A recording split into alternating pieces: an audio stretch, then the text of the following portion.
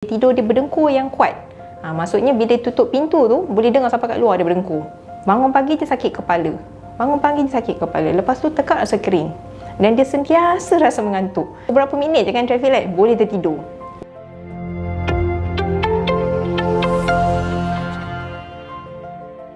Assalamualaikum. Saya Dr. Sakina binti Husin. Sekarang bertugas di Klinik Uzma. Bermula dengan housemanship. Housemanship saya di Hospital Selayang selama 2 tahun di emergency department. Lepas tu saya mendapat pertukaran ke Institut Perubatan Respiratory Kuala Lumpur. Selama saya 4 tahun, saya ada juga rotation di Hospital Kuala Lumpur dan juga saya di dalam sleep team yang melihat pesakit yang mengalami masalah tidur. Selama 4 tahun di situ, lepas tu saya berpindah ke Klinik Kesihatan Paijaras, Sungai Buloh. Dan tu saya lebih pada handle kepada ibu mengandung, kanak-kanak. Yang tu pun selama 4 tahun. Dan pada tahun 2019, hujung tahun saya join Klinik Uzma sampai sekarang. Berdengkur ni ada 2 jenis. Satu yang ada masalah, satu yang tak ada masalah. So kita cerita pasal yang tak ada masalah dululah. Yang tidur berdengkur tak ada masalah ni biasanya disebabkan oleh you tak cukup rehat ataupun tidur you tidak berkualiti. Maksud masalah posisi tidur. Itu ialah yang kita kata macam tak ada masalah. Kalau yang ada masalah pula, dia tidur tu disebabkan upper airway obstruction. Upper airway obstruction ni saya terangkan dulu. Okey. Kita punya airway ni ada 2. Satu atas, satu bawah. So yang upper airway ialah daripada hidung tekak, larynx kat belakang-belakang ni. Yang mana kita tak nampak lah.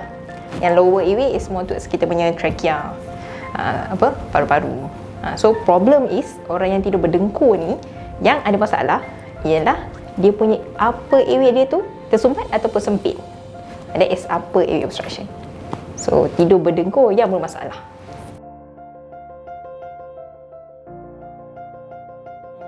So kita cerita pasal simptom untuk orang yang masalah tidur berdengkur. Lebih kepada obstructive sleep apnea lah. Maksudnya saluran pernafasan dia tersumbat ataupun sempit masa tengah tidur. So simptom-simptom dia ialah dia tidur dia berdengkur yang kuat. Maksudnya bila tutup pintu tu, boleh dengar sampai kat luar dia berdengkur. Itu pertama. Kedua, masa dia tengah tidur, let's say dia dah kahwin kan, isteri dia mengadu, kata, abang kenapa abang tidur ni sampai satu masa tu nampak tiba abang tak bernafas masa tengah tidur. Lepas tu abang bangun tercungap-cungap. Yang tu pun OSA juga. Atau yang ketiga, dia selalu mengadu, bangun pagi je sakit kepala. Bangun pagi je sakit kepala. Lepas tu tekak rasa kering. Dan dia sentiasa rasa mengantuk. Contoh kalau dia tengah bawa kereta tu, berhenti dekat traffic light, untuk beberapa minit je kan traffic light, boleh tertidur. Dan ini bukan sekali dua, kebanyakan masa. Dia akan ada history macam micro sleep. Tengah bawa kereta, tiba tertidur.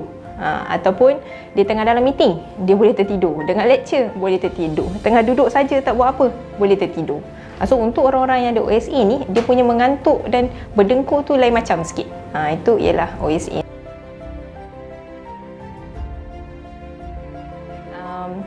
Untuk diagnose, kita diagnose ni kita lebih kepada tengok kepada upper airway obstruction. Kita tengok dulu kat mana punca dia yang menyebabkan orang tu boleh berdengkur. Sebab upper airway ni macam saya cakap tadi, dia pada hidung, tekak, mulut kan. So first kali kita kena clinical examination lah. Maksudnya kita tengok dia pesakit tu, kita tengok hidung dia, ada apa-apa polyps ke kat dalam hidung, tekak dia, tengok ada tonsil dia bengkak ke, grade 3, grade 4 kan. Kalau yang macam ni, kita tahu kita boleh tolong dia. Maksudnya kita kena buat operation lah, buang polyps, buang tonsil. Tapi kalau yang OSA, kita kena buat sleep study. Sleep study maksudnya dia dalam keadaan tidur, kita sebelum tidur tu kita pasang wire lah dekat dia punya kepala, dekat dia punya dada, dekat dia punya perut, dekat dia punya jari akan ada check oksigen. So dia tidur lah. So mesin tu dia akan rekod masa tidur tu apa yang berlaku, dia bernafas ke tidak, oksigen turun ataupun tidak. Tu sleep study lah.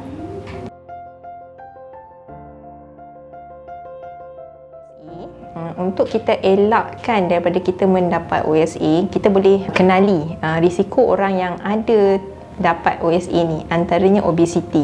So nombor 1 memang kena exercise, jaga pemakanan kan. Dan orang tu biasanya lelaki OSA ni. Lepas tu kita kena, dari segi kita tengok dia punya masalah kesihatan jugalah. Takut dia ada darah tinggi juga. Okay. So kenapa saya cakap macam ni? Sebab OSA ni orang ingat tak ada apa-apa. Tapi kena faham, bila tengah tidur, nafas you terberhenti, oksigen tak sampai kat badan. Bila oksigen tak sampai, you punya jantung kena pump lebih kuat daripada biasa. Dia kena kerja keras ni. Maksudnya masa tengah tidur, jantung kita kerja keras padahal dia patut berehat. So dia kerja keras untuk pump dan akhirnya orang tu boleh dapat masalah jantung. Untuk orang OSC yang tak dirawat, dia juga boleh dapat stroke. Sebab ialah dia buat benda yang tak sepatutnya buat waktu tengah tidur. So that's why kalau kita kenali orang OSC ini, kita rawat dia awal, insya-Allah kita dapat prevent dia daripada masalah-masalah lain.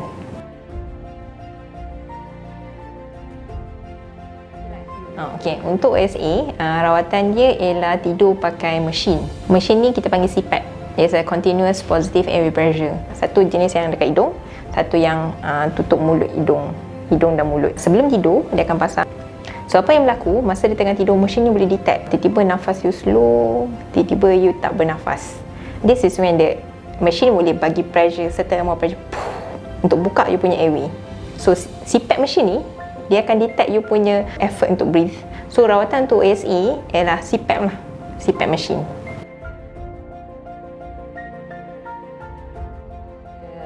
Penutup untuk perbincangan kita pasal apa airway obstruction dan masalah berdengkur ni. Seeloknya siapa-siapa yang ada masalah berdengkur yang kuat dan waktu siang selalu rasa mengantuk, saya cadangkan dan saya nasihatkan anda dapatkan konsultasi daripada doktor untuk tengok apa masalah anda sebenarnya. Adakah anda punya masalah dengkur ni adalah dengkur yang ada masalah atau berdengkur yang tiada masalah. Okay, so quality sleep, healthier life.